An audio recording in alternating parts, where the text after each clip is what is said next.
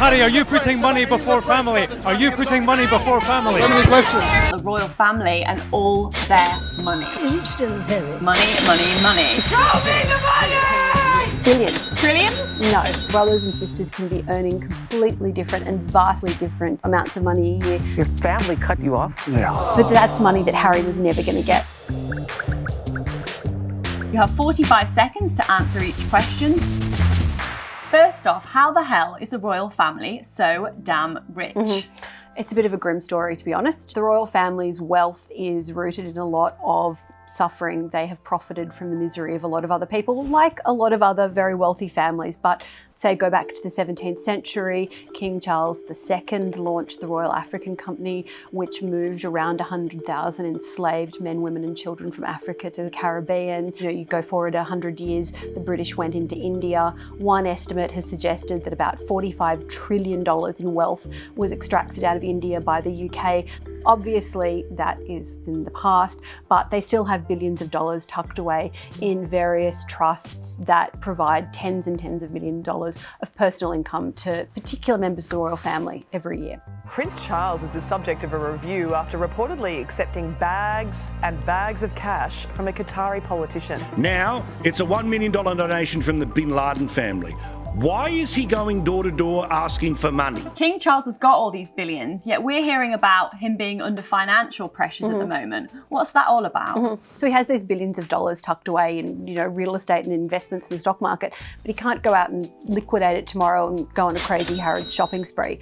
But he does get the profits, he does get the revenue. So currently that's about roughly $40 million Australian a year, but it has to be spread out and it has to go quite far. So for example, he has to not only help out his brothers and sisters and pay them an allowance most likely, but take biggest loser Andrew. He lost his official security recently, so it's believed that Charles now is reported to pay for Andrew's private security. That costs him about roughly $3 million a year. That's been the reported figure. So it's sort of all these little demands on his money sort of eat away at that bigger sum. So it's a lot, but it's got to go far. Yeah, these people are not living thrifty lifestyles, let's face it. When his father became King Charles III, he became an even wealthier man overnight. And I know that one of the issues that Harry had with William was that William would gain access to a lot more money than he did.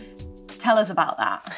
So going back again hundreds and hundreds of years, the Prince of Wales has access to something called the Duchy of Cornwall, which currently is worth about $2 billion, probably slightly more. That brings in about $40 million a year in revenue. The minute that William became the Prince of Wales, that became his money. So he went from, pocketing, let's say, somewhere around maybe the $4 million mark every year from Charles in an allowance to suddenly he's now getting around, and these are very, approximate figures, $40 million.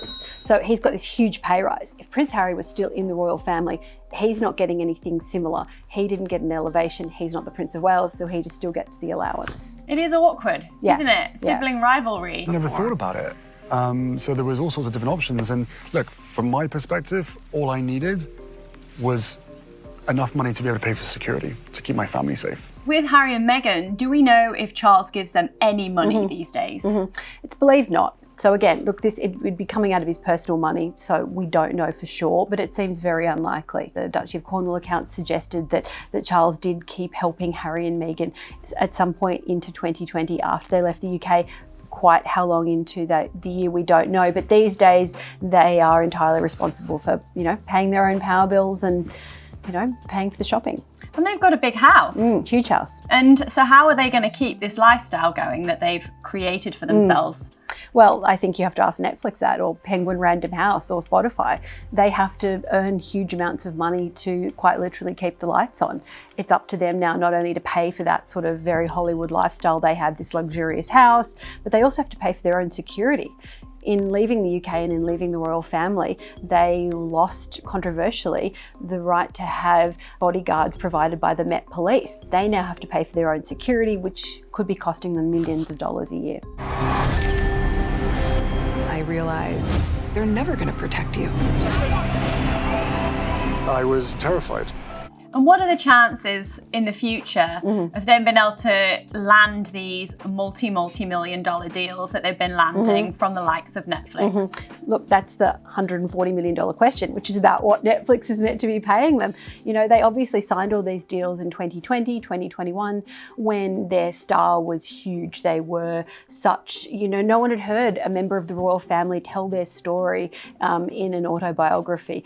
Will the same level of fascination still be there in, you know, a few years to come? We've had 6 hours of them on Netflix. We've had Harry's book. We've had all the interviews.